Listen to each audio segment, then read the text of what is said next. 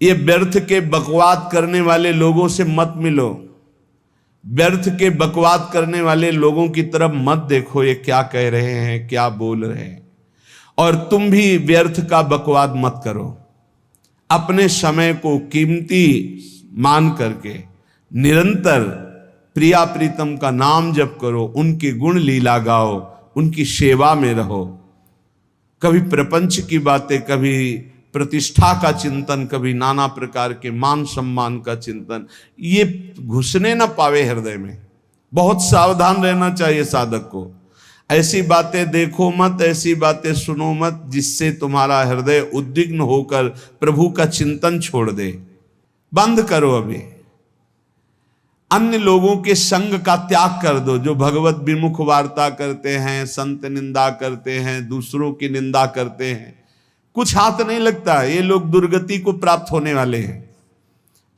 भक्तन निंदा अति बुरी भूल करे जिन कोय, किए सुकृत बहु जन्म के छिन में दारे खोए।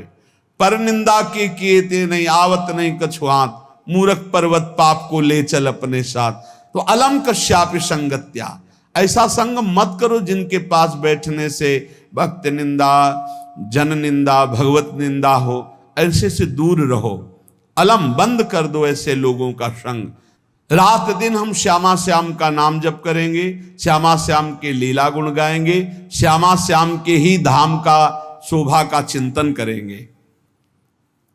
जब तुम अपना जीवन श्यामा श्याम के चरणों में न्यौछावर कर दोगे तो पूरा भार श्यामा श्याम ले लेंगे और तुम्हारे हृदय में मस्ती आ जाएगी। जो ऐसा निश्चयी होता है, दृढ़ निश्चयी, उसके अंदर दृढ़ विश्वास, तो उसके हर समय भगवान की स्फूर्ति होती रहती है। भारी प्रतिकूलता में भी भगवान का सानिध्य अनुभव होता है। वो अनुकूलता में तो भगवान के दुलार को देखता है, लेकिन प्रतिकूलता में भगवान की विशेष कृपा को देखता है। ये संयोग, ये वियोग, संसार की ये द्वंद्वमयी वृत्तियां भक्तों के हृदय में नहीं चुभती। आए की हुज्जत नहीं, गए की तलाश नहीं, क्योंकि नित्य संयोग भगवत स्मृति के प्रभाव से प्रभु का रहता है। शोक, विषाद बहुत ध्यान देने योग्य विषय है। तभी लोगों को ऐसा लगता है कि ऐसा कैसे हो सकता है। भक्त के चरित्रों को जब सुनते तो लगता है ऐसा कैसे हो सकता है, ऐसी परिस्थिति में भी ऐसा कैसे हो सकता है। क्योंकि तुम मानसिक बुद्धि से युक्त हो और वो भागवतिक स्थिति से युक्त है, इसलिए तुम उसको पार पा ही नहीं सकते। जब तुम अपना जीवन श्यामा श्याम के चरणों में समर्पित कर देते हो हृदय से, फिर उनकी कृपा से सब विघ्न दूर हो जाते, एक अपार मस्ती रहती है। नहीं तो शोक, विषाद, दुख, क्लेश, कष्ट, संताप, भय, उद्वेग, ये सदैव सताते रहते हैं। इसी से डिप्रेशन होता है। बार बार नकारात्मक चिंतन, शोक, विषाद, दुख, चिंता, क्लेश, संताप, भय, उद्वेग, यही पूरे मानसिक स्तर को नष्ट कर देते हैं। उत्साहहीन जीवन हो जाता है। जब तुम श्यामा श्याम को समर्पित हो जाते हो तो ये सब प्रवेश भी नहीं करते, एक अपार मस्ती बनी रहती है। अब क्या होगा? श्यामा श्याम जो करेंगे वही होगा। श्यामा श्याम पता नहीं कैसा करें, नहीं, वो सदैव मंगल भवन है, वो जो करते महामंगल होता है। यह निश्चय उपासक के हृदय में आ जाना चाहिए। इसलिए अपना सारा मन, सारी बुद्धि, सारा जीवन, प्रत्येक श्वास प्रभु को अर्पण कर दो। फिर देखो तुम निहाल हो जाओगे। दुख, शोक, विषाद, क्लेश, कष्ट, संताप, भय, उद्वेग, ये उसी को व्यापते हैं जिसने अपने जीवन को प्रभु के चरणों में अर्पित नहीं किया। इसलिए तुम अपना सारा मन, सारी बुद्धि, सारा जीवन, प्रत्येक श्वास केवल प्रभु को अर्पित कर दो, फिर देख लेना श्वास कैसे अर्पित की जाती, राधा राधा राधा। बुद्धि कैसे अर्पित की जाती, एकमात्र निश्चय कि भगवत सुख ही सुख है, ये जागतिक सुख सुख नहीं, ये दुख है, ये ऐसा दलदल है जिससे आज तक कोई नहीं निकल पाया। सारा मन, हम मन से केवल प्रभु का मनन करें, बार बार मन को संसार से हटा के नाम में, रूप में, लीला में, धाम में लगाएं। बहुत प्रसन्नता हो जाती है उस उपासक के हृदय में जो अपना मन बुद्धि प्रभु के चरणों में अर्पित कर देता है। भगवान ने तो इसको बहुत उत्तम स्थिति बताया है कि मेरे से कभी वो अलग हो ही नहीं सकता यदि मन बुद्धि अर्पित कर दिया। मय्येव मन आधत्स्व मयि बुद्धिम निवेशय, तो निवश्य मय्येव अत ऊर्ध्वं न संशया, बिल्कुल संशय नहीं, वो मेरे में ही निवास करेगा जिसने मन और बुद्धि अपनी मेरे में अर्पित कर दी। बहुत प्रसन्नता रहेगी उस उपासक के जीवन में जो अपने आप को मन बुद्धि सहित प्रभु के चरणों में समर्पित कर दिया है। भगवान का आश्रय लेने वाले की पहचान है हर परिस्थिति में प्रसन्न रहना। देखो आप भगवद आश्रित हो कि नहीं, देखो अनुकूल परिस्थिति में तो सब प्रसन्न रहना, लेकिन प्रतिकूल परिस्थिति में प्रसन्न रहना ये भगवान के भक्तों का लक्षण है। हर परिस्थिति में प्रसन्न रहना ये भगवान के भक्तों का लक्षण है। आनंदगन भगवान का आश्रय मिलते ही आनंद छा जाता है हृदय में। उनके पास आनंद का अभाव होता ही नहीं है। जैसे सूर्य का प्रकाश उदय होते ही सूर्य का प्रकाश संपूर्ण अंधकार को नष्ट कर देता है, ऐसे ही भगवान का संपूर्ण आश्रय लेते ही सब दुख चिंता शोक नष्ट हो जाते, आनंद ही आनंद। तुम भगवान के मंगलमय रूप को नहीं जानते हो, पर उनके मंगलमय भाव को, विधान को मानना शुरू कर दो। जो भी होता है मंगलमय होता है। हमने जीवन में देखा है,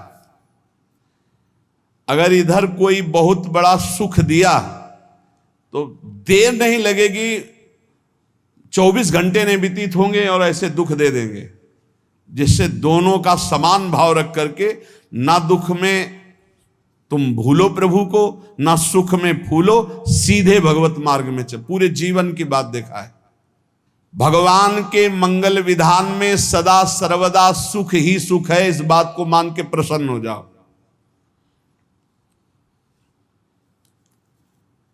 जब भगवान का भजन करने वाले की तन्मयता बढ़ती है भजन में,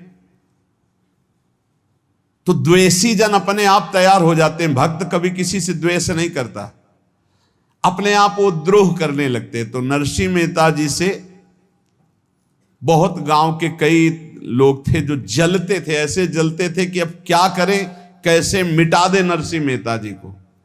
अब उपाय तो मिल नहीं रहा था। तो एक दिन संतों की मंडली आई और उन्होंने कहा कि हम रास्ते में कोई चोर आदि धन ना ले ले, इसलिए यहां से किसी की हुंडी चलती है क्या द्वारिका में? पहले ऐसा था।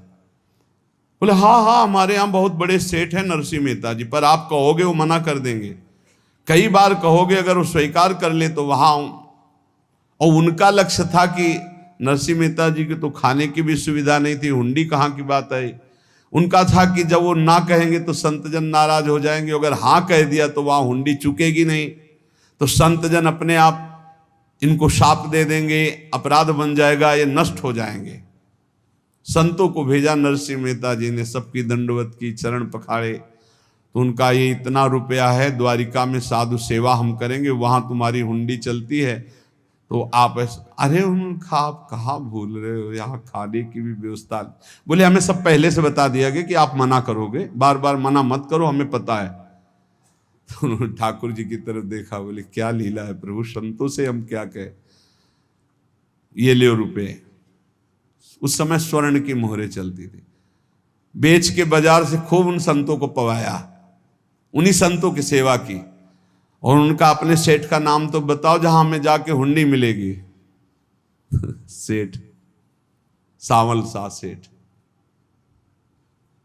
संत जन गए वहां, पूछा कि नरसिंह मेहता जी का जिन सेठ से परिचय, उनका नाम सावल शाह सेठ, उनकी गद्दी कहाँ है? तो जो कुछ भक्त थे वो द्वारिकाधीश की तरफ संकेत करते कि वही हैं। बोले नहीं नहीं, वो सेठ है, उनकी गद्दी चलती थी। पूरी बाजार में कहीं कोई। अब संत जन एकांत में होकर के बहुत विचलित हुए, क्या हमारे साथ धोखा हुआ? नरसिंह मेहता जैसा संत क्या धोखेबाज हो सकता है? देखो, संशय तो बहुत विचित्र होता है। बड़े बड़ों को संशय हो जाता है। जब भगवती सती जी को संशय हो गया, राम जी को, हे खग हे मृग हे मधुकर श्रेणी, ऐसा पूछते हुए कि सच्चिदानंद कैसे हो सकते, तो किसी को हो सकता है, क्योंकि वो बुद्धि की अधिष्ठात्री देवी है। जो ही उनके मन में ऐसा आया कि क्या हमारे साथ धोखा हो रहा है, इतने में ही देखा, जय हो सावल शाह सेठ की।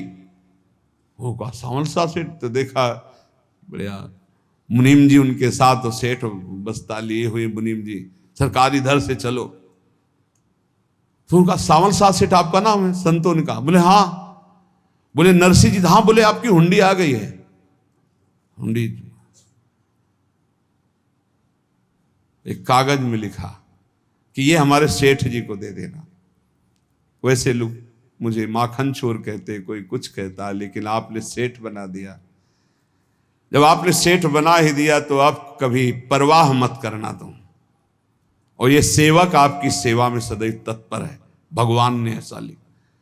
जो भगवद आश्रित है, एक बार ये चलता रहता है, जो संत जन होते हैं उनके विरोधी अपने आप बन जाते हैं, किसी से कोई मतलब नहीं, अपने आप विरोधी बन जाते हैं। कबीरदास जी का पूरी काशी में यश था। भजन करने वाले महापुरुषों का यश बढ़ता है जब, तो जो भजनहीन होते हैं उनके हृदय में जलन पैदा हो जाती है, और वो उनको विविध प्रकार से फंसाना चाहते हैं, उनको कष्ट देना चाहते हैं।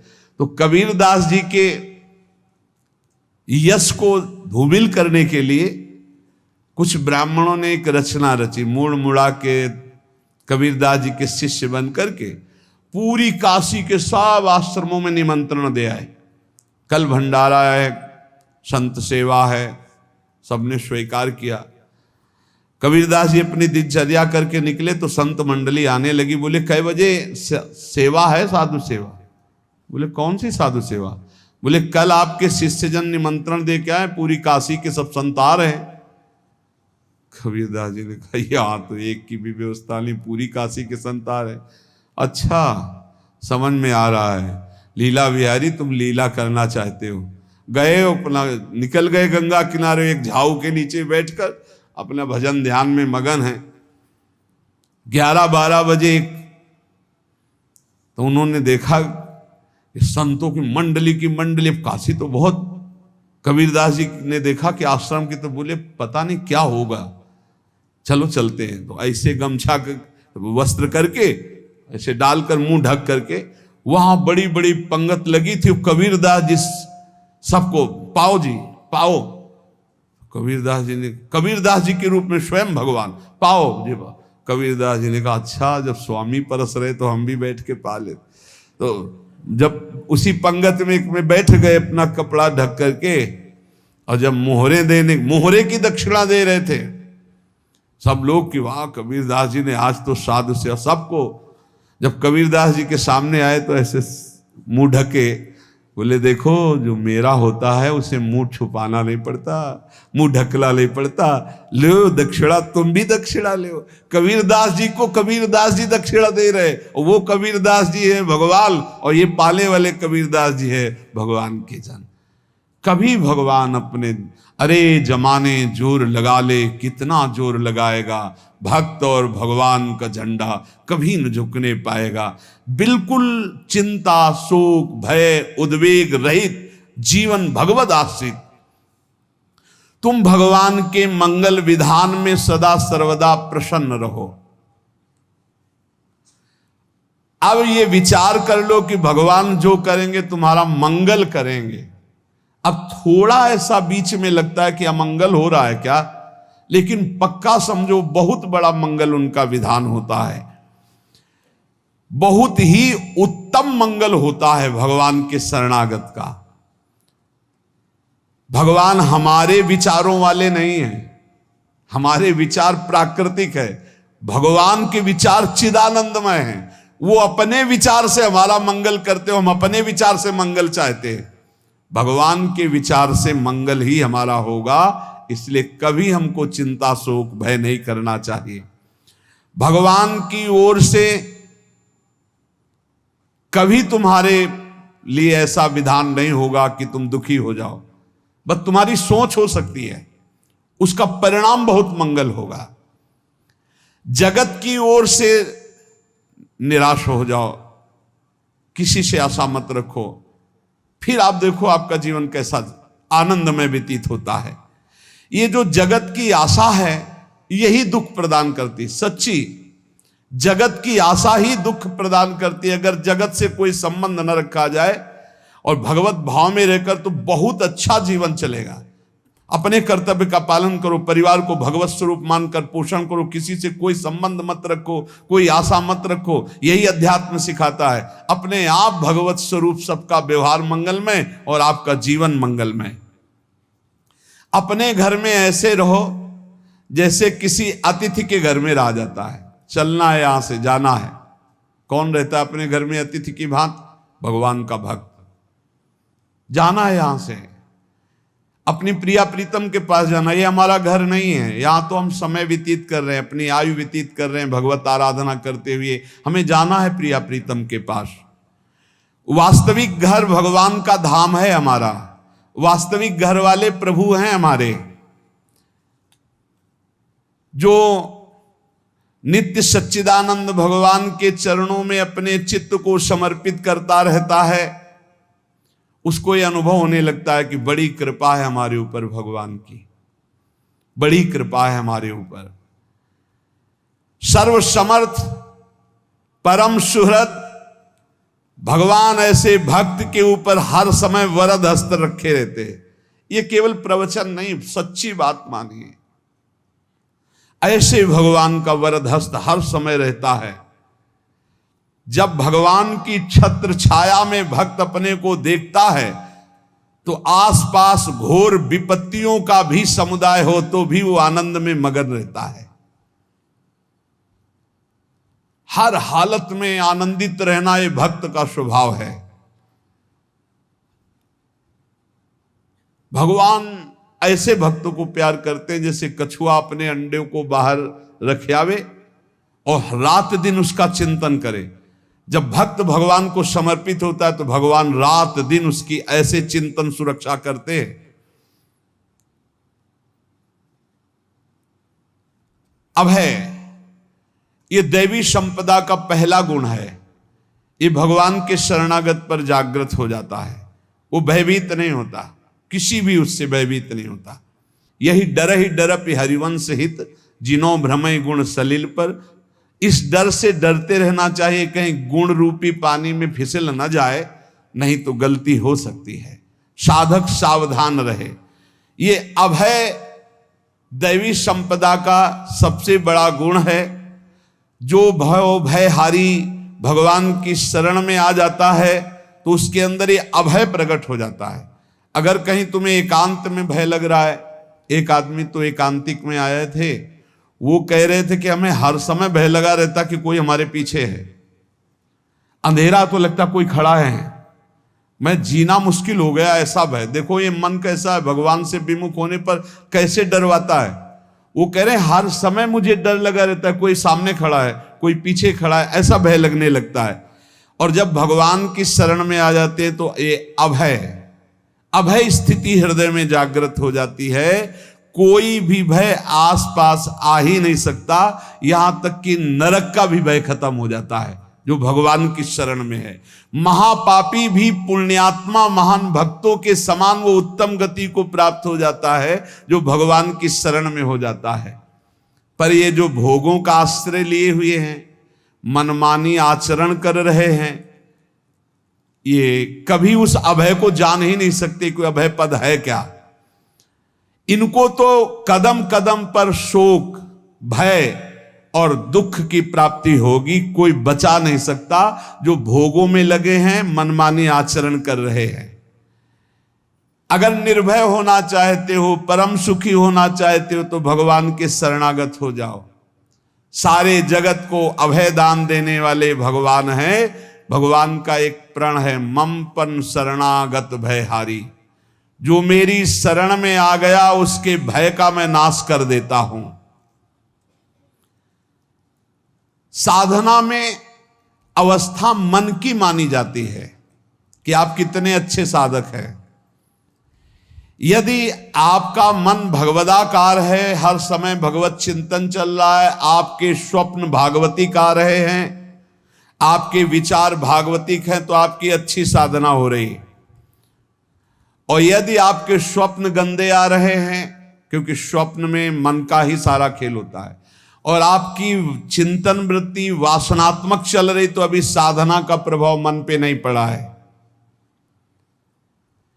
जिसका मन हर समय भगवत चिंतन करता रहता है, वो जीते जी जीवन मुक्त हो जाता, अनुभव होता है। जैसे किसी ने कहा कि हमें कैसे पता चलेगा कि हमारा काम हो गया है, तो जैसे आप भोजन पा लेते हैं तो किसी दूसरे से गारंटी थोड़ी लेनी होती कि हम छक गए हैं क्या, आप जरा बताना हम छक गए हैं क्या। नहीं, अपने हृदय में आ जाता है कि अब मैं तृप्त हो गया। ऐसे ही अपने हृदय में आ जाता है कि मेरा काम हो गया, अब मेरा जन्म नहीं होगा। ये हृदय में आ जाता है, अपने आप अनुभव में आ जाता है। जब स्वरूप बोध होता है तो किसी और से सलाह थोड़ी लेनी होती है, वो अपने आप अनुभव में आ जाता है। हाँ, यदि गुरुदेव का वर्ण नहीं किया है तो फिर आपको किसी न किसी गुरु से प्रमाणित करवाना पड़ेगा। और अगर गुरुदेव का वर्ण किया है तो वही मंत्र, वही नाम, वही गुरु शरणागति आपको अंदर से पुष्ट कर देगी कि आपका काम हो गया है। विषय चिंतन करता हुआ मन विषय आसक्ति को प्राप्त होता है। विषय आसक्ति को प्राप्त हुआ मन बार बार जन्म मरण और नरक को प्राप्त होता है। बस ये विषय चिंतन हटाना ही प्रमुख कर्तव्य साधना का है। बार बार मन को विषयों से हटा करके प्रभु के नाम में लगाओ, प्रभु के रूप में लगाओ, प्रभु की लीला में लगाओ। जहां भगवान प्रकट होते हैं वहां परमानंद की बाढ़ आती है। पर ये ध्यान रखें, गुलाब का फूल कांटों में खिलता है, उसकी सुगंध लेनी, फूल लेना है तो कांटों से बचाकर। ऐसे ही जब आप भगवत चिंतन के लिए चलेंगे तो आपका चिंतन चुराने के लिए माया विविध नाटक करेगी, कांटे फैलाएगी। कोई तुम्हारी निंदा करेगा, कोई अपमान करेगा, कोई उपहास करेगा, तुम्हारी अव्यवस्था हो सकती है, तुम्हारी परिस्थिति बहुत भयावह हो सकती है। इन परिस्थितियों में भी भगवत चिंतन का तार ना टूटने पावे तो आगे गुलाब का फूल है। जैसे कांटे से बचाकर गुलाब का फूल लेते हैं और भगवद अर्पित करके सौरभ का सुख लेते हैं, ऐसे ही भगवान के प्रेमानंद का अनुभव करने के लिए संसार के कांटों से बचना होगा। और खिलेगा यही फूल संसार में ही, मनुष्य देह में, और योनियों में नहीं। भगवत प्राप्ति स्वर्ग में नहीं होगी, इसी मृत्यु लोक में होगी। पहले मन नहीं लगता भगवत चिंतन में, भगवत चिंतन जबरदस्ती करना पड़ता है। भगवत चिंतन जे ही प्रारंभ करोगे ते ही बहुत बाढ़ आ जाएगी पाप चिंतन की। ध्यान दीजिए, बहुत लोग प्रश्न करते रहते हैं कि हम जब भजन में बैठते हैं तो बहुत गंदी बातें आती, मन बड़ा चंचल होता है, भाग जाता है। ऐसा प्रारंभ में जब कोई भगवत चिंतन प्रारंभ करता है तो उसका मन विषयों में भागता है, गंदी बातों में भागता है। अब लोग कहते पहले तो हमारा चिंतन बढ़िया होता था, अब चिंतन नहीं होता। तो कोई सिद्ध पुरुष थोड़ी हो गए, तुम्हें जबरदस्ती चिंतन करना होगा। जगत के प्राणी में जहां मन जाए तो इसमें भी भगवान, पदार्थ में मन जाए तो उसमें भी भगवान, जहां जहां मन जाए वहां वहां भगवान देखो, या मन को हटाकर नाम मंत्र में लगाओ। ऐसे भगवत स्मृति जागृत की जाती है, बार बार प्रयास करना होता है। कई लोग ये प्रश्न करते हैं कि हमसे बड़े पाप हो गए तो क्या हमें भगवान की प्राप्ति हो जाएगी? तो यहां कह रहे हैं भगवान किसी के पूर्व जीवन को नहीं देखते हैं, वर्तमान के भजन को देखते हैं। पकड़ो इस बात को। अगर वर्तमान में आज आप सुधर गए हो, नाम जप कर रहे हो, तो आप भक्त हो। ये गीता जी में भगवान ने कहा, अपिचेत सुदुराचारो भजते माम अनन्य भाग साधुरेव समंतव्या सम्यक व्यवसिता। ऐसा बहुत दुराचारी पहले रहा है, बाद में उसके मन में आ गया कि भगवान के सिवा हमारा कोई कल्याण करने वाला नहीं, हमारा कोई नहीं। तो भगवान कहते हैं मैं उसे साधु ही मानता हूं, उसे साधु बना देता हूं। भगवान किसी के पूर्व जीवन को नहीं देखते। बहुत बढ़िया बात है। कल तक हम क्या करते रहे भगवान नहीं देखते, आज क्या कर रहे हो ये देखते हैं। यदि आज आप भजन में लग गए हो, अच्छे आचरण कर रहे हो, तो आपको भगवत प्राप्ति हो जाएगी। भगवान ये नहीं देखते कि पूर्व में पुण्यात्मा रहा है कि पापात्मा रहा है। भगवान वर्तमान में देखते कि मेरा भजन कर रहा है, बस इसी से कल्याण कर देते हैं। पकड़ो इस बात को, तो कभी प्रश्न नहीं उठेगा कि क्या हमको भी भगवत प्राप्ति हो सकती है क्या।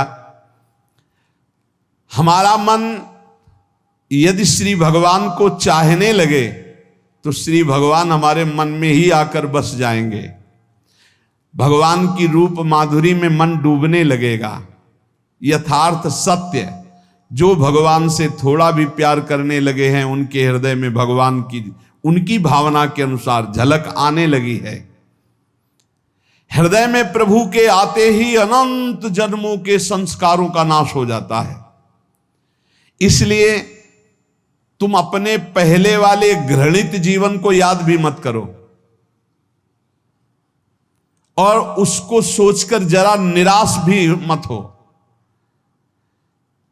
अमावस्या में घोर अंधकार रहता है, पर प्रातः काल में अंधकार नष्ट हो जाता है। ऐसे ही नाम का उच्चारण करते ही तुम्हारे जितने पाप अंधकार हो सब नष्ट हो जाएंगे। तुम चाहो कि एक क्षण भी प्रभु को ना भूलो। अब वर्तमान में ऐसी स्थिति बनाओ। जो प्रभु को नहीं भूलने की चाह करता है कि मुझे ऐसी स्थिति प्राप्त हो कि मैं कभी प्रभु को ना भूलूं, तो सच्ची मानो और कोई बात भगवान सुने ना सुने, ये बात जल्दी सुन लेते हैं। भजन की मांग करो तो बहुत जल्दी भगवान पूर्ण करते हो। भजन जिसका चलने लगा तो फिर लोक लोकांतर के सारी रिद्धियां सिद्धियां सुख वैभव तो उसके चरणों में लौटते हैं। जब हम प्रभु से प्रभु का स्मरण न मांगकर भोग मांगते हैं, तभी हमारा भजन रुक जाता है, भजन नहीं चल पाता। यदि हम प्रभु से केवल भजन मांगे तो विश्वास करो ब्याज में सब हो जाएगा। मूल भजन तो आपका बचेगा ही, ब्याज में लोक लोकांतर के भोग आपके चरणों में लुटते घूमेंगे। आप भजन करके तो देखो। अरे घिघियाने की जरूरत नहीं, किसी से मांगने की जरूरत नहीं, भजन करके देखो, सब ठीक हो जाएगा, सब अपने आप बन जाएगा। हम बहुत बड़ी भूल कर देते हैं कि थोड़ा भजन करके प्रभु से कुछ सांसारिक वस्तुएं, स्थितियां, परिस्थितियां बदलने की मांग कर लेते हैं, जिससे भजन छूट जाता है। प्रभु की स्मृति इतनी महान है कि जिन्होंने बैर भाव से प्रभु का स्मरण किया उनको भगवान की प्राप्ति हो गई। जैसे कंस आदि भगवान से बैर ही तो रखते थे, लेकिन भगवान की स्मृति रहती थी। स्मृति ने उनको भगवत प्राप्ति करा दी। स्मृति में महान सुख है, पर वो जब भक्ति रस से युक्त स्मृति होती तब माधुर्य रस, प्रेम रस का अनुभव होता है। कल्याण तो वैर भाव से स्मरण करने वालों को भी प्राप्त हो गया। यदि आप भक्त हो और ये चाहते हो कि आपकी भागवती की स्थिति बहुत जोर की हो, तो हम आपसे प्रार्थना करते हैं कि रोज प्रभु से एक ही बात मांगिए, मुझे अखंड स्मृति दीजिए। अर्जुन जी को पूरी गीता जी सुनने के बाद यही मिला, नष्टो मोहा स्मृति लब्ध्वा। स्मृति, प्रभु आप हम पे ऐसी कृपा कर दो कि हमारे हृदय में किसी और व्यक्ति, वस्तु, स्थान की स्मृति न रह जाए, केवल आपकी स्मृति रह जाए। ये चाह भगवान बहुत जल्दी पूर्ण कर देते हैं यदि उपासक हृदय से ये बात मांगे। भगवान की कृपा से ही ऐसा हो सकता है कि अखंड स्मृति ये कर्म फल से नहीं मिलती है। प्रभु के प्रति निर्भर होकर जो दैन्यता पूर्वक प्रभु से मांगता है और हर समय अभ्यास करता रहता है भगवत स्मरण का, उसको ये स्मृति मिलती है। और स्मृति मिल गई तो इससे बड़ी कोई स्थिति नहीं, हर समय भगवान का स्मरण। प्रभु से मन प्रतिपल नया नया स्वाद लेकर के आसक्त होता रहता है, नवम नवम। प्रभु कभी बासी नहीं होते। जैसे किसी व्यक्ति को देखो तो देखते देखते मन हट जाएगा कि देख लिया, बहुत सुंदर है, ठीक है, लेकिन वो एक दिन मन हट जाएगा। और प्रभु की सुंदरता नवम नवम है, प्रभु के नाम का स्वाद नवम नवम है, प्रभु की लीला का स्वाद नवम नवम है, प्रभु के धाम की शोभा नवम नवम है।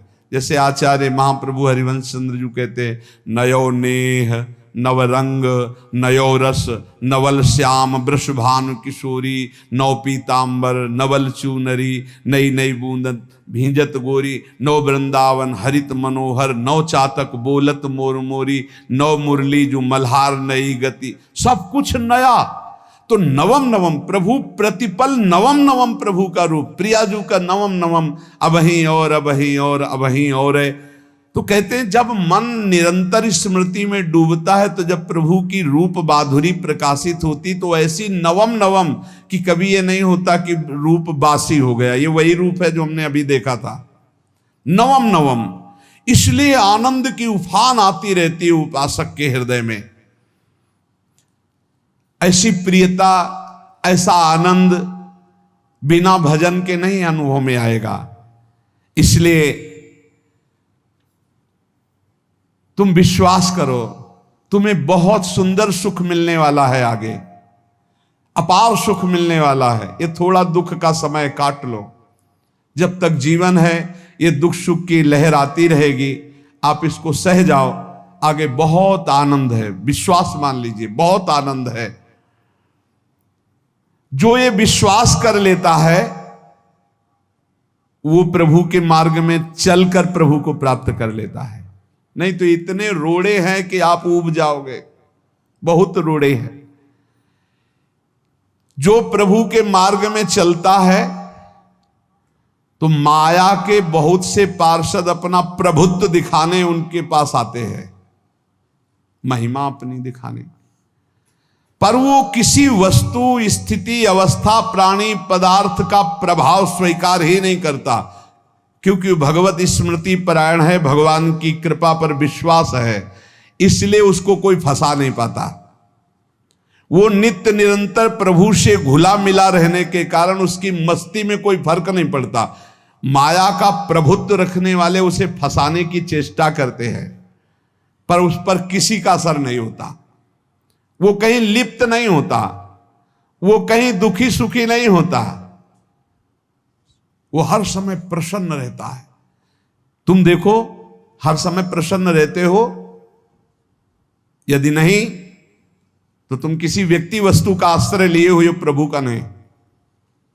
अगर हां तो हर समय प्रभु का स्मरण चलना चाहिए, हर समय प्रभु के आश्रित हो, फिर देखना ये आनंद, ये प्रसन्नता क्या रूप रखती है।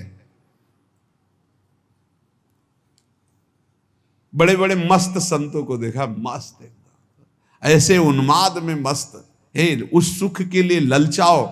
कब तक जन्मते मरते रहोगे, कब तक बार बार दुख भोगते रहोगे, कब? बड़ा प्रपंच है ये। भगवान का स्मरण परम पुण्यात्मा पुरुष का हृदय माना जाता है, बहुत पवित्र हृदय, बड़ा पुण्यात्मा हृदय जिसमें भगवान का स्मरण। भगवान का विस्मरण पापात्मा पुरुष, भयानक विपत्ति दुर्भाग्य आते हो। सुदृढ़ निश्चय करो, अब हम भगवान के स्मरण में अपना समय व्यतीत करेंगे। मेहनत करो, कार्य करने के लिए कोई मना नहीं, आप नौकरी करो, किसानी करो, व्यापार करो, पर अंदर अंदर भगवत स्मृति, भगवत स्मृति ही सबसे बड़ी स्थिति है।